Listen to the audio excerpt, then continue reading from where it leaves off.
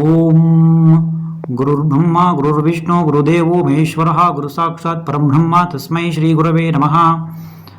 ಓಂ ಶ್ರೀ ರಾಘವೇಂದ್ರಾಯ ನಮಃ. ಭಗವಾನ್ ವೇದವ್ಯಾಸಾಯ ನಮಃ.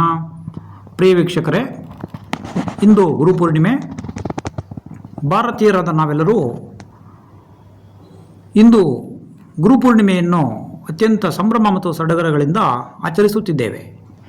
ಇದರ ಮಹತ್ವವೇನು ಎಂಬುದನ್ನು ಇಂದಿನ ಪೀಳಿಗೆ ಸರಿಯಾಗಿ ಅರಿತುಕೊಂಡಾಗ ಮಾತ್ರ ಜೀವನದಲ್ಲಿ ಗುರುವಿನ ಪಾತ್ರ ಮತ್ತು ನಮ್ಮೆಲ್ಲರ ಜೀವನವನ್ನು ಉದ್ಧರಿಸುವ ಬೆಳಕು ಗುರುವೇ ಆಗಿದ್ದಾರೆ ಎಂಬುದನ್ನು ನಾವು ಸರಿಯಾಗಿ ತಿಳಿದುಕೊಳ್ಳಬೇಕಾಗಿದೆ. ಗುರುವು ಯಾರು? ಗುರುವೆಂದರೆ ಯಾರು? ಗುರು ಹೇಗಿರುತ್ತಾರೆ ಮತ್ತು ಗುರು ನಿಜವಾಗಿ ಏನನ್ನು ಮಾಡುತ್ತಾರೆ? ನೋಡಿ, ಗುರುವು ಎಲ್ಲರ ಜೀವನದಲ್ಲೂ ಅತಿ ಮುಖ್ಯ. ಹರಮುನಿದರೆ ಗುರು ಕಾಯುವನು ಎಂಬ ಒಂದು ಮಾತಿದೆ. ಅದು ಅಕ್ಷರಶಃ ಸತ್ಯ. ಏಕೆಂದರೆ ದೇವತೆಗಳು ಮುನಿಯಬಹುದು, ಆಗ ಗುರುವು ಅಂಥವರನ್ನು ಕಾಪಾಡುತ್ತಾನೆ. ಗುರುವೇ ಸಾಕ್ಷಾತ್ ಪರಬ್ರಹ್ಮ. ಅಂದರೆ ನಾವು ಎಷ್ಟು ಆಳವಾಗಿ ಗುರುವನ್ನು ನಂಬುತ್ತೇವೆ, ಎಷ್ಟು ವಿಶ್ವಾಸದಿಂದ ನಂಬುತ್ತೇವೆ ಅನ್ನುವುದು ಕೂಡ ಬಹಳ ಮುಖ್ಯ. ಏಕೆಂದರೆ ಭಾರತೀಯ ಪರಂಪರೆಯಲ್ಲಿ ಆತ್ಮಜ್ಞಾನವನ್ನು ಕೊಡುವ ನಿಜವಾದ ಶಕ್ತಿಯುಳ್ಳವರು ಗುರು ಮಾತ್ರವೇ. ಗುರು ಎಂದರೆ ದೇಹವಲ್ಲ. ಯಾವುದೋ ಒಂದು ದೇಹವನ್ನು ನೋಡಿ ಇವರು ಗುರು ಎಂದು ನಾವು ಭಾವಿಸಿಬಿಡುತ್ತೇವೆ. ಅದು ಹಾಗಲ್ಲ. ಗುರುವು ಯಾವುದಾದರೂ ಒಂದು ದೇಹವನ್ನು ಆಶ್ರಯಿಸಿ ಅದರ ಮುಖಾಂತರ ವ್ಯಕ್ತವಾಗುವ ಶಕ್ತಿಯಾಗಿದೆ. ಹಾಗಾಗಿ ಗುರು ಎಂದ ಮಾತ್ರಕ್ಕೆ ನಾವು ಕೇವಲ ದೇಹ ಎಂದು ಭಾವಿಸಬೇಕಿಲ್ಲ. ಗುರು ಅಖಂಡ ಬ್ರಹ್ಮಾಂಡ ಮಂಡಲವನ್ನು ವ್ಯಾಪಿಸಿರುತ್ತಾನೆ. ಆತ ಅನಂತನು. ಆತನ ಮಹಿಮೆಗಳನ್ನು ಸಾಮಾನ್ಯರಾದ ಎಲ್ಲರೂ ಅರಿಯಲು ಸಾಧ್ಯವಿಲ್ಲ. ಗುರುವಿನ ವಿನಃ ಬೇರೆ ಯಾರೂ ಆತನನ್ನು ಅರಿಯಲು ಸಾಧ್ಯವಿಲ್ಲ. ಗುರುವು ಒಲಿದರೆ ಮಾತ್ರವೇ ತನ್ನ ಇರುವಿಕೆಯನ್ನು, ತನ್ನ ಅಸ್ತಿತ್ವವನ್ನು ತಕ್ಕವರಿಗೆ ಮಾತ್ರ ತೋರ್ಪಡಿಸುತ್ತಾನೆ ಮತ್ತು ಅನುಭವಕ್ಕೆ ನೀಡುತ್ತಾನೆ. ಭಾರತೀಯ ಪರಂಪರೆಯಲ್ಲಿ ಗುರುಪೂರ್ಣಿಮೆಯು ಅತ್ಯಂತ ಮಹತ್ವದ್ದಾಗಿದೆ. ಇದನ್ನು ಭಗವಾನ್ ವೇದವ್ಯಾಸರ ಹೆಸರಿನಲ್ಲಿ ಅವರ ಜಯಂತಿಯೆಂದು, ಅಂದರೆ ಅವರ ಹುಟ್ಟಿದ ದಿನದಂದು ಗುರುಪೂರ್ಣಿಮೆ ಎಂದು ಆಚರಿಸುತ್ತಾರೆ. ಅದು ವಾಸ್ತವವಾಗಿ ಭಗವಾನ್ ವೇದವ್ಯಾಸರ ಪೂರ್ಣಿಮೆ, ಅಂದರೆ ಹುಟ್ಟಿದ ದಿನ. ಎಲ್ಲರೂ ಕೂಡ ಮಹಾಗುರುವಾದ ಭಗವಾನ್ ವೇದವ್ಯಾಸರನ್ನು ಕೇಳಿಕೊಳ್ಳುತ್ತಾರೆ. ನಾವು ಲೋಕಗುರುವನ್ನಾಗಿ ನಿಮ್ಮನ್ನು ಕುರಿತು ಆಚರಿಸಬೇಕು ಅಂದಾಗ ಅವರು ಎಲ್ಲ ಗುರುಗಳ ಪರವಾಗಿ ಆಚರಿಸಬೇಕು. ಗುರುಪೂರ್ಣಿಮೆ ಅಂತ ಆಚರಿಸಿ, ವ್ಯಾಸಪೂರ್ಣಿಮೆ ಅಂತ ಬೇಡ. ವಾಸ್ತವವಾಗಿ ಇದು ವ್ಯಾಸಪೂರ್ಣಿಮೆ. ವ್ಯಾಸ ಅಂದರೆ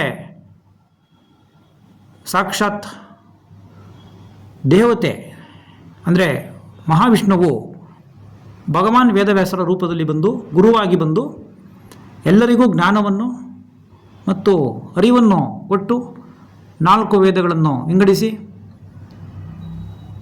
18 ಮಹಾಪುರಾಣಗಳನ್ನು ರಚಿಸಿ ಬ್ರಹ್ಮಸೂತ್ರವನ್ನು ರಚಿಸಿ ಎಲ್ಲ ವಿಶ್ವದ ಭಾರತೀಯ ಮತ್ತು ಜನರ ಉದ್ಧಾರಕ್ಕಾಗಿ ತಮ್ಮ ಜೀವನವನ್ನು ಮುಡುಪಾಗಿಟ್ಟವರು ಗುರುಗಳು. ಅಂತಹ ಮಹಾನ್ ಗುರುವಿನ ಅನನ್ಯ ಸೇವೆಯನ್ನು ಪರಿಗಣಿಸಿ ಎಲ್ಲ ಗುರುಗಳ ಪರವಾಗಿ ಪ್ರತಿ ವರ್ಷವೂ ವ್ಯಾಸಪೂರ್ಣಿಮೆ ಎಂದು, ಗುರುಪೂರ್ಣಿಮೆ ಎಂದು ಆಚರಿಸುತ್ತಾರೆ. ಗುರುವು ನಮ್ಮ ಅಜ್ಞಾನದ ಅಂಧಕಾರವನ್ನು ಕಳೆದು ನಮ್ಮ ಬಾಳನ್ನು ಬೆಳಗಿಸಿ ನಮ್ಮನ್ನು ಆತ್ಮದ ಉದ್ಧಾರದ ಕಡೆಗೆ ಮತ್ತು ಆತ್ಮಜ್ಞಾನದ ಕಡೆಗೆ ಸಾಗಿಸಿ ನಮಗೆ ಮುಕ್ತಿಯನ್ನು, ಭಕ್ತಿಯನ್ನು, ಜ್ಞಾನವನ್ನು ಕೊಟ್ಟು ಎಂತಹ ಕಷ್ಟ ಕಾಲದಲ್ಲೂ ನಮ್ಮನ್ನು ಕರುಣಿಸಿ ಕಾಪಾಡುವ ಶಕ್ತಿ ಗುರುವೇ ಆಗಿದ್ದಾರೆ. ಹೀಗಾಗಿ ಭಾರತೀಯರಾದ ನಾವು ಗುರುವನ್ನು ಹೇಗೆ ಸ್ಮರಿಸಬೇಕು? ಗುರುವೆಂದರೆ ಯಾರು? ಗುರುವು ಏನನ್ನು ವಾಸ್ತವವಾಗಿ ಬಯಸುತ್ತಾರೆ? ಗುರುವು ನಮ್ಮಿಂದ ಏನನ್ನೂ ನಿರೀಕ್ಷಿಸುವುದಿಲ್ಲ. ಗುರು ಕೇವಲ ನಮ್ಮಿಂದ ಶುದ್ಧ ಮನಸ್ಸಿನ ಭಕ್ತಿಯನ್ನು ಮಾತ್ರ ಅಪೇಕ್ಷಿಸುತ್ತಾರೆ.